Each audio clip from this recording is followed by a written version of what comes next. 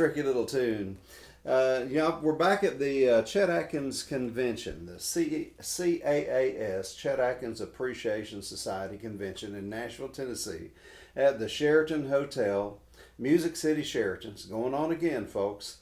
And they've kind of downsized everything, but if you want to go, make sure you go on their site and check in with Dr. Pritchard, who is the president. And so we're going to have a good time. We'll be talking about Chet Atkins, of course, and telling stories and sharing songs. It's hard to believe, but Chet Atkins passed away 20 years ago this month. This is June right now. And of course, they buried him in July.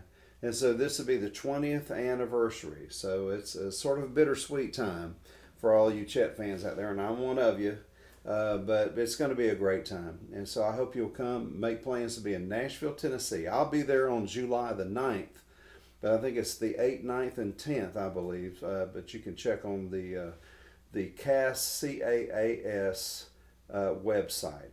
And speaking of Chet stories, we'll be sharing Chet stories and things. And a real quick one, I remember calling Harold Bradley one time, and I was trying to find another song to put on Country Fried Pickin', an album that I had planned on doing. And I was actually going to do an album, a worship album.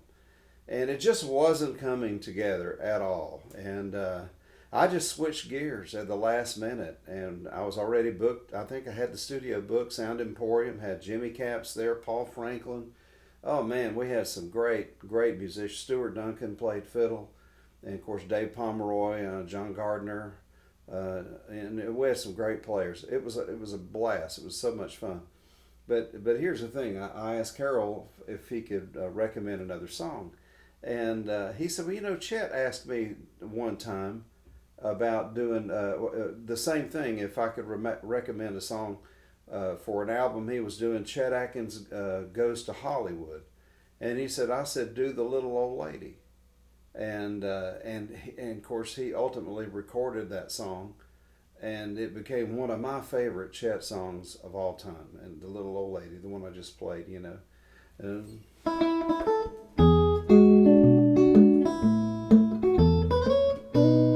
it's simple, but it's not. It's not easy, especially the way Chet did it with his elegant way of arranging around that orchestra. It was an amazing thing.